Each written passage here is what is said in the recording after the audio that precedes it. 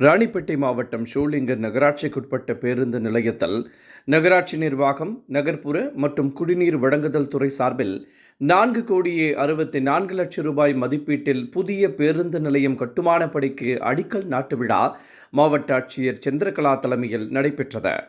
இதில் சிறப்பு அழைப்பாளராக கலந்து கொண்ட தமிழக கைத்தறி மற்றும் துணிநூல் துறை அமைச்சர் ஆர். காந்தி புதிய பேருந்து நிலைய கட்டுமான பணிக்கு பூமி பூஜையுடன் அடிக்கல் நாட்டி பணிகளை தொடங்கி வைத்தார். இதனைத் தொடர்ந்து ஷோலிங்கர் நகராட்சிக்குட்பட்ட 5வது வார்டுக்குட்பட்ட திருத்தணி சாலையில் 1,05,00,000 ரூபாய் மதிப்பீட்டில் புதிய சாய்வு பாலம் அமைக்கும் பணிகளை அமைச்சர் ஆர். காந்தி அடிக்கல் நாட்டி பணிகளை தொடங்கி வைத்தார். இந்த நிகழ்ச்சியில் அரக்கோணம் நாடாளுமன்ற உறுப்பினர் ஜெகத் ரட்சகன், ஷோலிங்கர் சட்டமன்ற உறுப்பினர் முனிரத்னம், ஷோலிங்கர் நகரமன்ற தலைவர் தமிழ்ச்செல்வி அசோகன், ஷோலிங்கர் திமுக நகர செயலாளர் கோபி மற்றும் மக்களால் தேர்வு செய்யப்பட்ட உள்ளாட்சி பிரதிநிதிகள் மற்றும் ஏராளமானோர் கலந்து கொண்டனர்.